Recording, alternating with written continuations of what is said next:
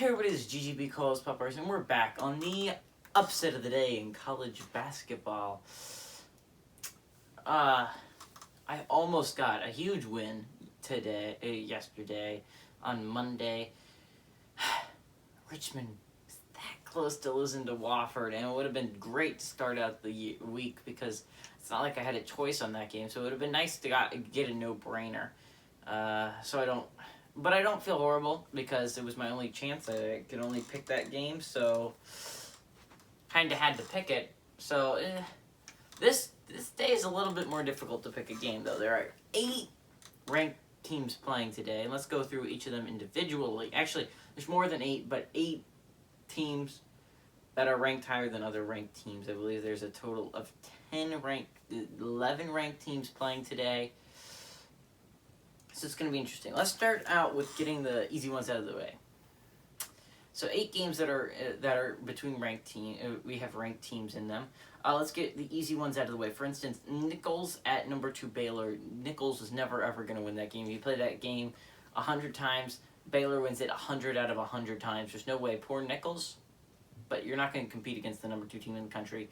And it's for a reason. Baylor's ridiculously good this year. Fantastic basketball team. That's the only one way too risky for me to take a chance on. So, actually, that's the only one way out there. There's another game that I would just never pick in a million years unless I was forced to pick, and it's number 22, Ohio State and Notre Dame. Notre Dame's a traditional football school and has not been good at basketball in a long time. It is not a good basketball team. Last year, you just look at Notre Dame, it's always like 14th in the ACC out of 14 teams. It's never been a good basketball school, and I'm still thinking it's not going to be. So that eliminates 2 games. So let's go through each of these other ones individually. Colorado at number 12, Tennessee. Now, you know my opinions on the Pac-12. I don't think they're a good basketball conference this year, and other than Oregon and maybe Arizona State, I don't have a ton of confidence in them beating anyone, upsetting them.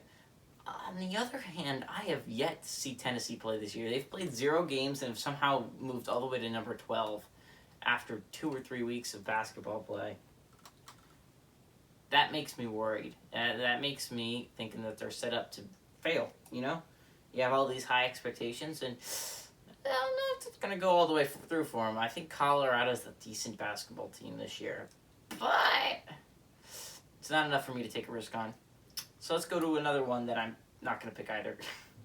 Number 14, UNC at number 3, Iowa. The main reason I'm not picking this game mainly is because Iowa has just been fantastic this year. It's been extraordinarily good.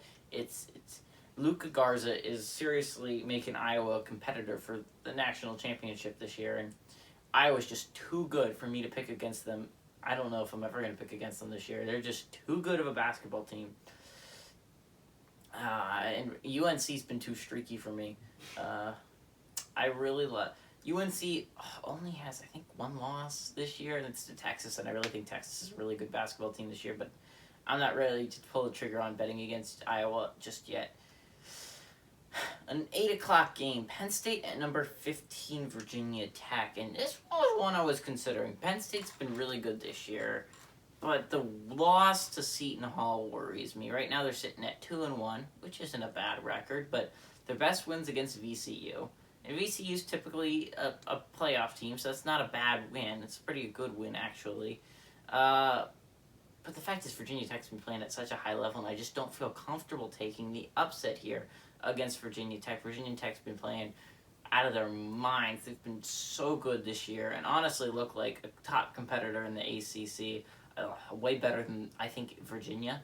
And I'm not really impressed with Duke this year either.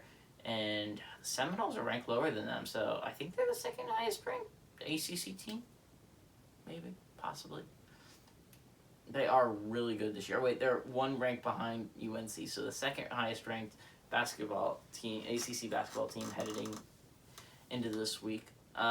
Virginia Tech's been playing astoundingly good basketball, and I believe in Penn State. I believe that they're going to get a chance to get into these playoffs. I think that they're a fringe playoff team, in my opinion. They definitely have a shot at making it. I'm just not ready to pull the trigger on them when there's a better upset available. Number 6, Illinois at number 10, Duke. And it's just, I'm not quite ready to pick Duke yet. And I did it a few weeks ago, last week, and I took too harsh of a stance on Oregon. I said Oregon lost a bad one against Missouri. That means they're a bad basketball team. I'm not doing the same thing here with Iowa. Illinois, I am not going to go, they lost to Baylor. They looked horrible in the second half. They don't deserve to be in the top 10 anymore. I'm not going to take that stance because I'm going to end up getting screwed by it. I know me. So I just can't pick Duke against Illinois. I'm sorry, Blue Devils.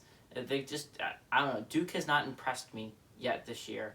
So, sorry, I'm going to have to pass on you. And then finally, the last upset before I tell you, my final upset is Syracuse at number 21, Rutgers on ESPN2 at 8:30 now. This one's not that hard for me to explain. Rutgers is a top 25 basketball team for a reason. They're part of the Big Ten, which in my opinion looks like the strongest basketball conference, although to be honest, the Big 12 also looks very strong this year. Big East is not great this year, neither is Pac-12 or the SEC. The SEC, I think, has one team in the entire top 25, which is really not good at all. I think the Big Ten has 9 or something crazy like that, with Indiana and Michigan right outside the top 25, and Penn State a couple wins away from being there as well. Minnesota's still a good basketball team that's unranked. So there's a lot of good basketball teams that are in the Big Ten that are unranked. Just the problem is you can't rank all of them because they're just all so dang good. That's the problem in the Big Ten. Is you're going to get knocked out by someone because they're all just such good basketball teams. The problem is for Syracuse is they're just not a good basketball team. They're normally, I've seen them a couple times in the last few years where they're a 8-9 seed. I don't think of them as a very good basketball team typically, and I really like Rutgers here. Rutgers is a very good basketball team, played very well last year, and was going to make the playoffs last year. I think that continues this year.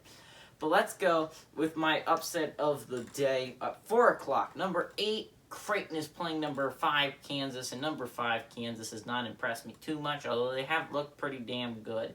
But their best win, I think, of the year is against Kentucky, which is no longer ranked.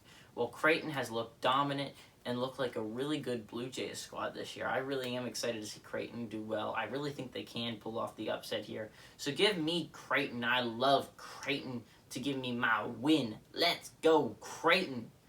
Go Blue Jays. Everybody, this is GGB and Carlos Pepper saying, adios, amigos.